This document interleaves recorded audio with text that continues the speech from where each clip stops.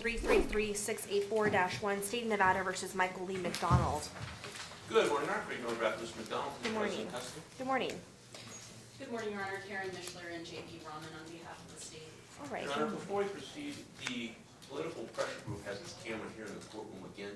They caused a mistrial last time and successfully gave my opening statements and theories of the case to the witnesses. Can we make sure that they be instructed not to do that again? Well, in this instance, it is a public proceeding, and I will allow them to film. Certainly, I would caution the state to advise their witnesses not to watch, and if they do watch, that will be fodder for cross-examination at the time. We've already done so, Your Honor. I appreciate that. So, Mr. Mueller, your request is denied, however, it is noted for the record. I think, Your Honor, I'd like to have a continuing record objection to this particular group and this particular camera. Understood. You'll have a standing objection. All right, thank you. All right. So we are here on defendant's motion to consolidate counts and motion to exclude. I have read the written pleadings as well as the oppositions to both motions. I'll start with the motion to consolidate counts. Mr. Mueller, anything you'd like to add to the written pleadings? Thank you, Your Honor. I don't know if, I know you're busy. I don't know if you had a chance to read the preliminary hearing transcript. I did. The moment I learned about this case, I am confused and befuddled by it and remain so at this moment. There is a recording. Who made the recording is not a scintilla of evidence in the record. Not a scintilla. The ex-wife believes it was her ex-husband because he's an asshole, basically, so many words. He's an asshole and he always records stuff. That's the entire evidence of who actually made the recording. Now, the odd thing about this recording is, and everyone in this courtroom has picked up a phone, and the first thing you say on a phone is hello, or hi, or Judge Silva, how can I help you? There's putatively 5 recordings made. None of them record a greeting or a goodbye. So I asked, the obvious question is how come there's not a greeting beginning with these conversations? Or how come there's not a goodbye, which indicates a full communication? None of them have that.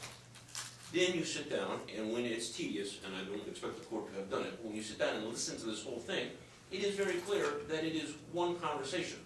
The background noises match up, the conversations fade in and fade out, they match up. It all is. This is actually one conversation, not 5. It was one recording, whoever made it. Number 2, several other problems here. I tried to get a sound expert to look at this audio tape. Guess what? These aren't original recordings. They are a summation given to the state by Mr. Mark DeCiro, someone who's also tied in with this pressure group here in politically.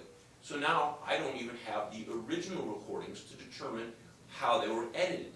So, best evidence rule, where is the original recordings? Number 3, we have not a scintilla of evidence of where the recording was made. If you make this recording in California, you're lawful. If you make a recording saying, hey, I know we're not getting along, I'm recording this conversation on instructions with my lawyer, which is a very standard thing to do in a divorce case, and now you edit that out, you've made it an illegal recording. Now, where is the best evidence rule? Now, this case is deeply and fatally flawed. I'm going to object to the recording being admitted at all under the best evidence rule. I've not had a chance to listen to the evidence, look or examine it, have an expert witness look at it. It's clearly audited or it's been edited by somebody. It's not there. Number 2, the record is completely devoid of why one conversation is broken up into 5. And number 3, the transcript's completely devoid, the preliminary hearing transcript, that he actually made the recording. It was supposition by his very angry ex-wife. And that's it. So respectfully, Judge, I'm going to move to consolidate the counts.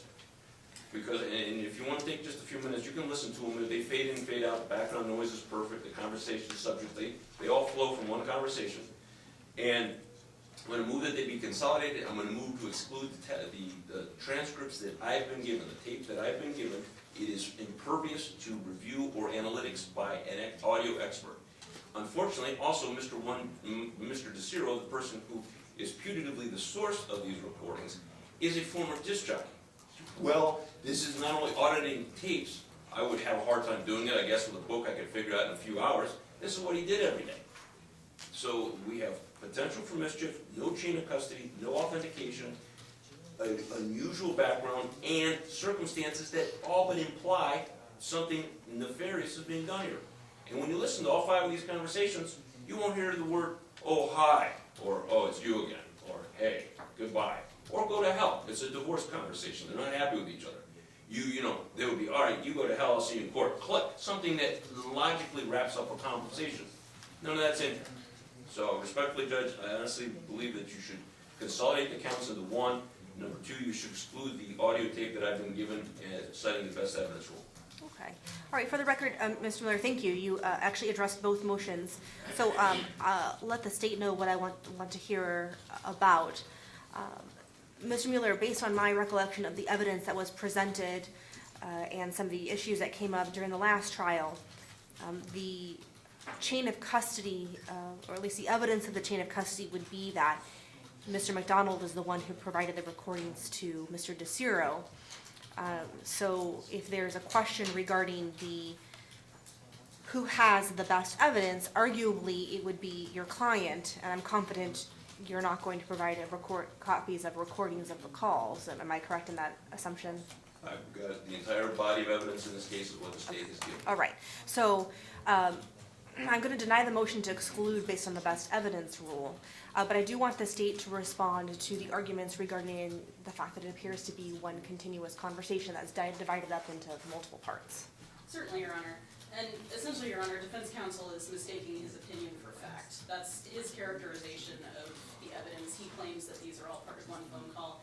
The state will be calling Candace Ruiz, the ex-wife, who's the other party to the phone calls, and she will testify that these were in fact separate phone calls, specifically based upon the context of the phone calls and the subject of their conversations.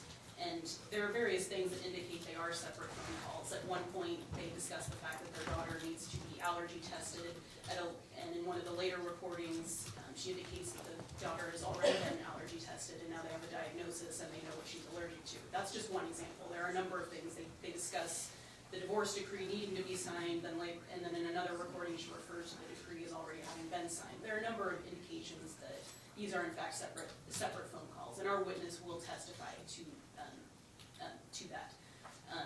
And additionally, the defense counsel is free to argue to the jury that he thinks, and they think that, and they should think that it's one phone call. But there's no requirement that we accept his interpretation of the evidence when that's a determination that the jury has to make. All right, thank you. I would just very briefly. Yes, briefly. No, and conversations occur, and maybe someone picked up the phone conversation the first time and said, yeah, or, you know, somebody's got fumbling 5 times. 5 conversations don't begin with a hello, don't end with a goodbye, or go to hell, anything. Nothing that logically. Not one time, which is okay, fair to argue. It's a consistent body of evidence that is clearly not what is purported to be. And the state is actually even trying to maintain that those are separate conversations is in and of itself kind of really reaching. All right, well, thank you for the argument. As I said, I'm going to deny the motion to exclude. I'm also going to deny the motion to consolidate counts. I agree with the Supreme Court in the, I think it's Origel v. Candido case. It says it's the jury's function, not that of the court, to assess the weight of the evidence and determine the credibility of the witnesses. So certainly, Mr. Mueller, you're free to argue that and to present that argument to the jury, but I don't have enough evidence before me or enough before me to suggest I should consolidate the counts. We could be in a different position at the end of the presentation of the evidence, and so I'm denying that without prejudice. And I would ask the state to contemplate a special verdict form that perhaps would encompass finding that these are different calls on different dates to protect the record should we get to that point. Yes, regarding that issue. So those are denied, and I'm assuming we're ready for trial. Yep. Okay. Yes, Your Honor. All right. Could we just put a rejected offer on the record? Yes, you may. And the state offered for the defendant to plead guilty to 1 count of unlawful interception of wire communications, and he would be given probation with mental health court, and that case would run concurrent to his conviction in his other case, C-335-284. And that's the case before Judge Israel? Yes. Okay, all right. And Mr. McDonald, is that correct? You rejected that offer? I haven't seen the offer, but that doesn't, I'm innocent, Judge. Okay, so you haven't seen the offer. Had you heard the offer? No, I have not heard of. Okay, so here's what we're There gonna was- do. There was an original offer of probation and everything as a wobbler, but I didn't even get to review that either, Judge. Okay, so could you restate the terms of the offer again on the record? And listen carefully, okay? Sure, the offer was for the defendant to plead guilty to one count of unlawful interception of wire communications in this case, and he would be given probation with mental health court, and that would run concurrent to his sentence given in his other case in front of Judge Israel, which is C-335284. All right, thank you, Ms. Mishler. All right, because he advised that he had not heard that offer, I'm asking that you keep that offer open until this afternoon. We're not gonna be able to start jury trial until this afternoon because I'm covering arraignment court this morning. Would that be okay with the state? That's fine, Your Honor. All right, so Mr. Mueller would ask that you go back and talk to him about that Surely. offer. I understand that you maintain you're innocent, but certainly you have the opportunity to review and talk to your attorney about that offer, all right? So we'll be back here at 1 o'clock to begin jury selection.